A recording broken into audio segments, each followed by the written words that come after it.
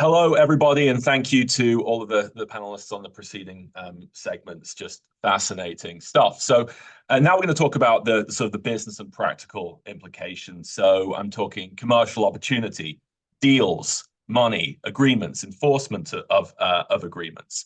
My name is Simon Pulman. I'm a partner at Pryor, Cashman, an entertainment lawyer. What I would say is that generally speaking, within the talent community, the technical literacy around this stuff is pretty low, but everybody knows that they better deal with the potential repercussions and protect their respective clients. And I'm expecting this to come up in a huge proportion of the deals that we do this year. In fact, I just got a counter back from an A-list actors reps yesterday that sought to preclude any use of AI, which, as we know, goes a little bit further than what SAG WGA had provided. So I'm going to start with Peter Scott, and let me just quickly say on the panel we've got Peter Scott, who is the Chief Strategy Officer at Play Anywhere, Greg Smith, President of Cast and Crew, and John Canning, who is the Director of Developer Relations at AMD, a wonderful set of panelists. So Peter, I'm Leo Messi, I'm Olivia Rodrigo, I'm Tom Cruise, I'm somebody like that.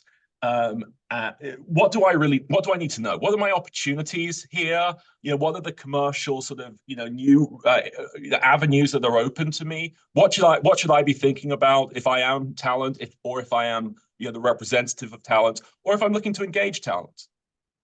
Hey Simon, how are you? Thanks so much. Will, just amazing webinar. Thank you for putting a lot of smart people in the room to kind of discuss this, because it is sort of, I think you're 100% right, Simon. How do we create technical literacy for talent, for sports figures, et cetera, et cetera? And I think, Alex and what they've done at CAA with, the ability to start capturing and creating digital doubles of all their clients is a great example of them sort of being proactive in creating sort of new ways that the Messis of the world can make new revenue. I think there's going to have to be sort of these talent agencies. And again, you're seeing that with CAA. I'm sure WTA and Wasserman and IMG are doing the same thing.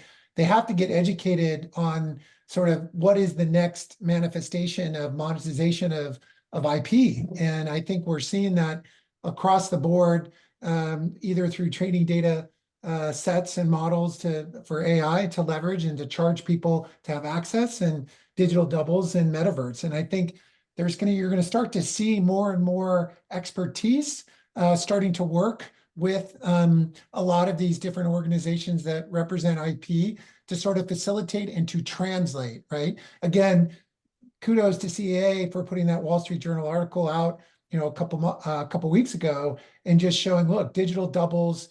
I live in Atlanta, Georgia. There's a big push with the companies like, Wild Capture and ScanTruck, where what's the next frontier that digital copies can be made, and more importantly, monetized. And so I think you're going to see that more and more. It's going to be not a question of what is the tech, but how do we leverage the tech. Down here at Trilla Studios, again in Atlanta, that used to be Pinewood, they have 32 sound stages, and they have one that's virtual production. And you're starting to see where there's going to be a movement, right? As there's a squeeze on costs, with interest rates being where they are, a lot of production companies are going to basically be looking for ways to save money. And if you can create digital doubles, you can basically put one person in multiple places.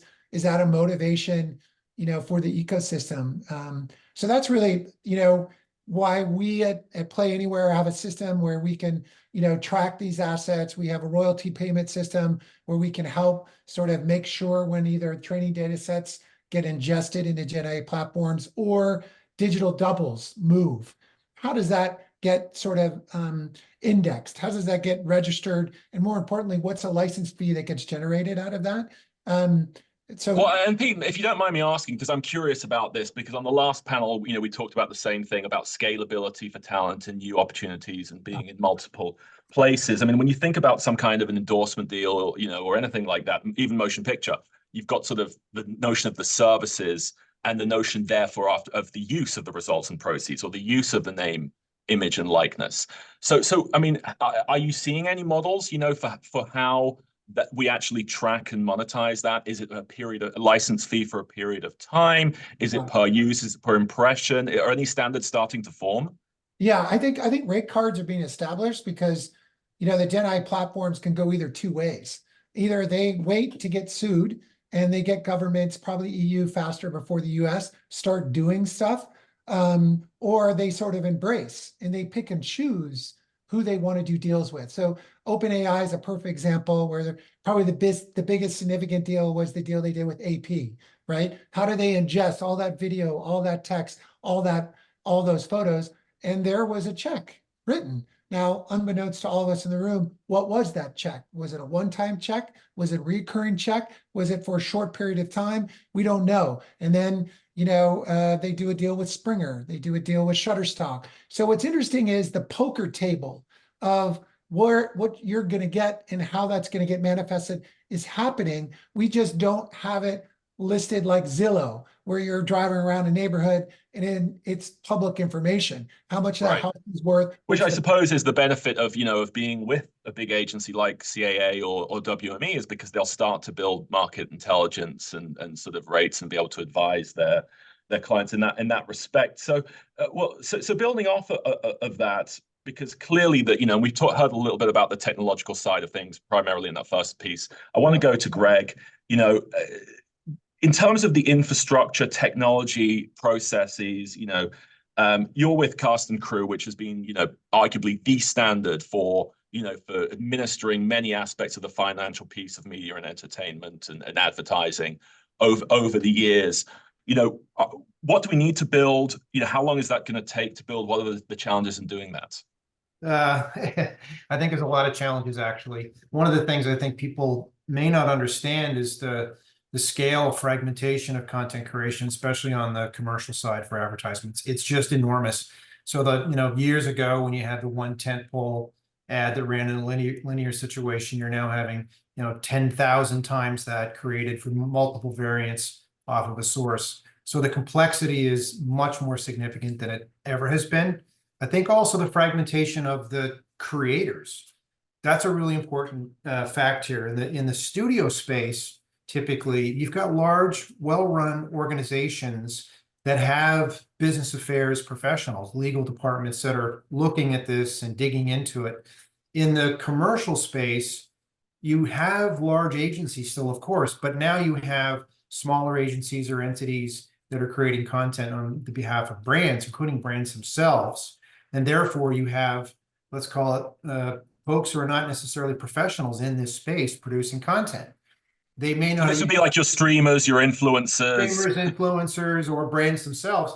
So many of them are really not aware of what it takes to manage rights and licensing. They may not even be able to spell SAG, let alone understand what it means to negotiate with a talent or the usage of it. So I think we have to be very careful about it right now. And one of the things that I'm seeing, which is good, many brands are now understanding the implications of rights and licensing. And this is not just talent, by the way.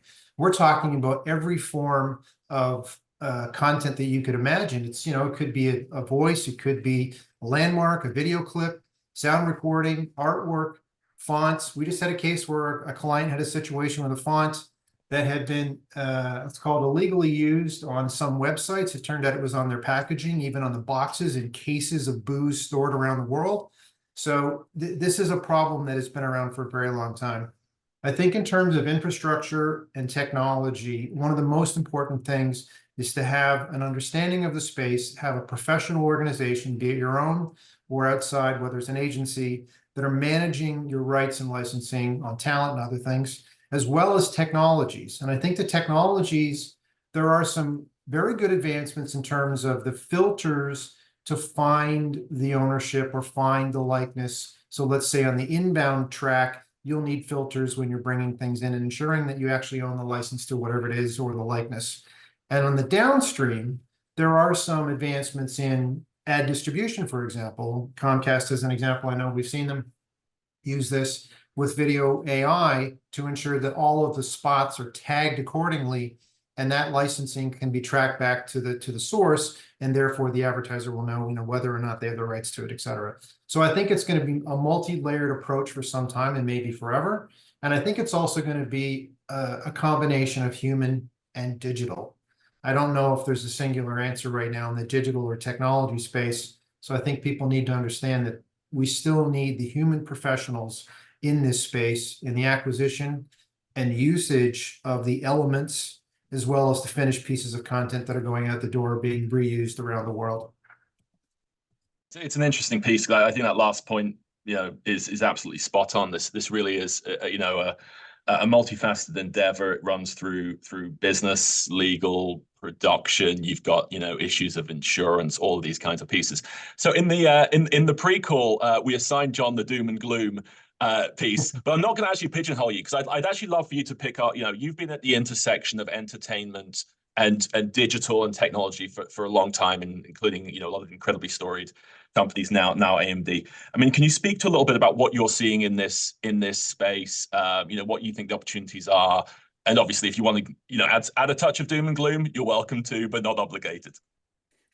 Most people that know me that are watching this are like wondering why I'm the doom and gloom guy, because I'm rarely doom and gloom. But I think both of my esteemed colleagues previously mentioned this, and I go to the analogy of, just because you have a chainsaw doesn't mean you know how to chop a tree down. And it's an oversimplification, but it is what I see happening, and it's happened with technology time and time again. Democratization is an amazing thing, and we've seen it. The photography business went to a whole different era. I used to be a professional photographer. I got out of it because everybody became a photographer, and it was amazing that anybody can capture amazing images, but it's also a challenge. I know we're talking about AI and deep fakes, but I remember the era when the professional media industry started sourcing photographs out of Flickr. and they would now usually they would ask, but you can imagine somebody just posted a great shot in Flickr, and a magazine approaches them and says, "Can we use your photo?" And they say, "Sure," for $0 or $1 or just the credit. And it dramatically impacted the business. But it also gave amazing opportunities. And as Will said, the who is a creator has exploded. And I think it's amazing. And I see amazing professionals, in a company of one, doing top-notch work because they now have the tools and technologies. But it also means that people who you give them the chainsaw, they go out and start chopping a tree down. It's harder than you think, and there are things you should pay attention to. Where do people find this education? Where do they understand the rules of trademark or copyright, or what is IP protection? Because it's so easy, and distribution now is a wide open field. Distribution is no longer a challenge, right? You want to create something, you can post it, and the world can see it, which is amazing and challenging all at the same time. So, I work with a lot of tools and technology vendors, and it's you got to keep up, you've got to create the amazing tools, but companies like Adobe, Blackmagic, they also understand that it's weaponizing in a way, but empowering. So I think this balance in the tools and technology side is sort of, it goes back to that with great great power comes great responsibility. Madam Web coming to theaters in a week or so. But let me ask, I'm just curious, because one of the things people have gotten very excited about is, and it was referenced earlier, is either the notion of de-aging actors, or in fact going further, and this notion that people could posthumously star in movies, right? We're talking about this a lot. Even Tom Hanks was talking about it. I could star in movies, after I've retired, etc. What that could be seen to do, and obviously you've got the physical aspect as well, right? If I couldn't book my first choice for this music festival in the past, I would get the second choice. So it could actually, sort of entrench existing talent. So if you're an up and coming, young talent in any media, really, or you're representing those kinds of people, how can you use this technology to create an opportunity for yourself? Is it sort of new platforms? Is it the Robloxes of the world and these kinds of things? Where do we see potential opportunities, new forms of revenue like that? So what I'll jump in real quick. I think John hit it right on the head. Democratization of information is so helpful, right? So I always use the example of ABBA and what ABBA has done with their holograms in the UK, where they basically went into motion capture. They created a digital double of themselves and are selling out a small theater in London of 3,000 people where you can come and watch, ABBA basically perform. And the success of that has been so great that now they're going around the world to create these venues. In Vegas, I think is the next space. And it's a replication of, this is what we're talking about, the democratization. Here is a body of work from a very successful band that's basically created a digital double, and that digital double now is being monetized around the world. And that's an example. If someone's Right, IP, but to my point though, Pete, Yeah. that you're talking about ABBA, one of the Yeah. most successful bands of Yeah. the last 50 years. So if I go and see ABBA on a Friday night, does that mean I'm not going to see my local up and coming band or somebody playing a smaller venue? No, I think what it does is it basically illustrates to people of the amazing amount of touch points that are either brand new, where you walk into a nice club and you see a brand new band, or from the past. And again, I think you're going to start to see whether it's Kiss. Kiss did something recently too, where they create digital doubles of themselves.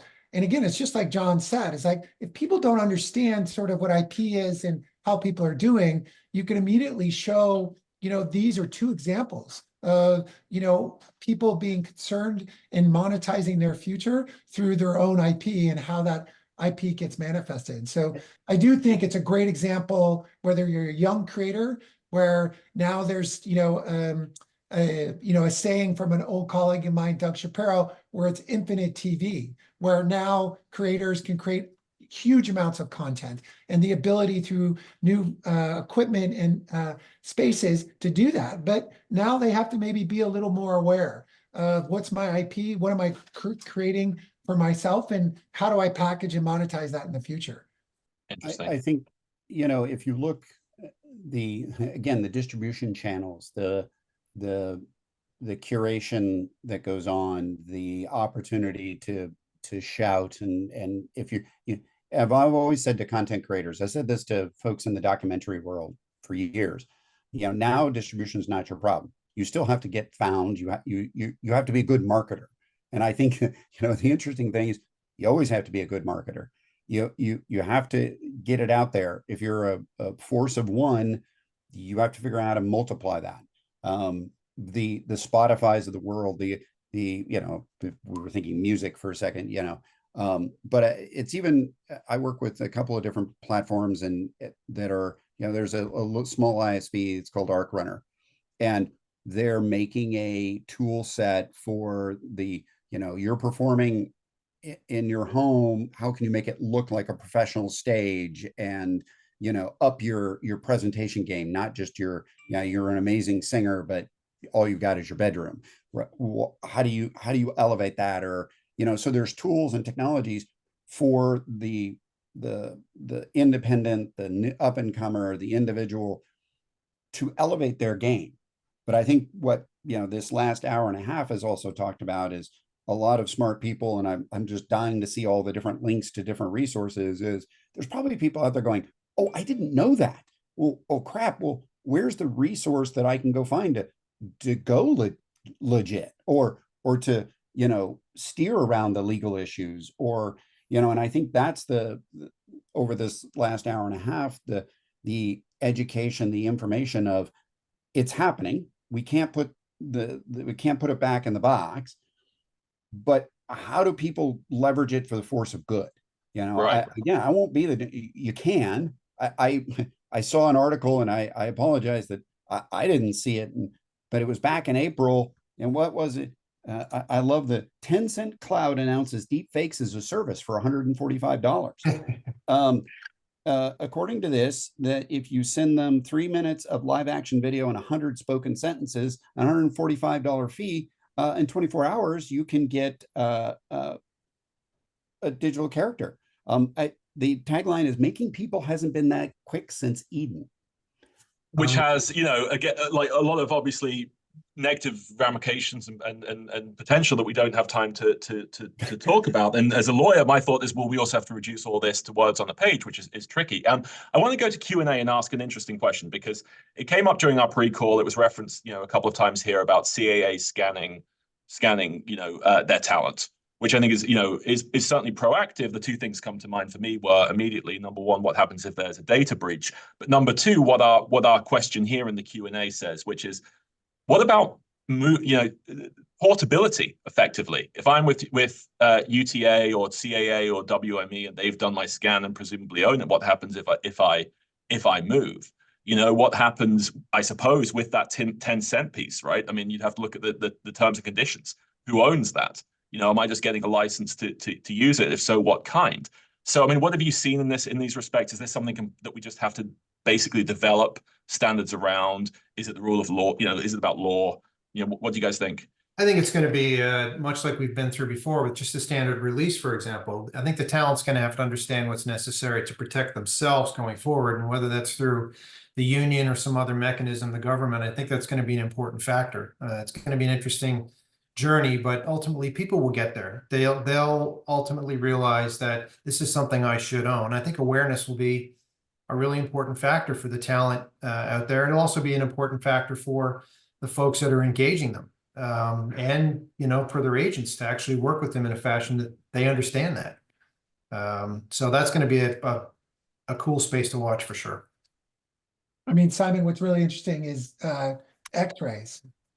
So a lot of people don't realize that when you get an X-ray and you're in a hospital, you own it, but the hospital owns it too. And when you're sort of in that predicament of just trying to get that wrist, fixed, you'll sign anything. And you're starting to see where that's now being leveraged, right? There's a lot of companies now that are using that X-ray as a companion for diagnostics. So you can fast track a kid's wrist by sending that X-ray to a platform where it can go, yes, that's a broken wrist, it's in these different parts. And yes, you can move forward with basically putting a cast on as quick as you can.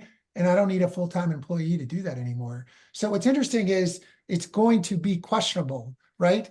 If I had known that my X-ray is owned by the hospital and I wanted a license fee from that AI company to basically get paid for my X-ray to be contributory towards the diagnostics, that's something that's starting to happen. And so I think you're 100% right, where they could be release fees. They could be scenarios where, maybe they have to get scanned, by themselves. Maybe there's an independent scanning company that basically says, here's my scans at this resolution, and you can use these, but I own my scan, right? It's not being shared like an X-ray. It's being personalized, for that individual. It'll be interesting to see, where that fine line goes.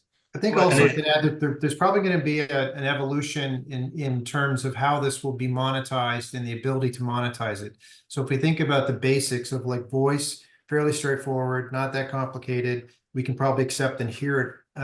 In terms of video that's scripted, a movie, a commercial, for example, we can get there. Live entertainment, the ABBA example, I find really interesting because we pay most of the world's music tours and the bands.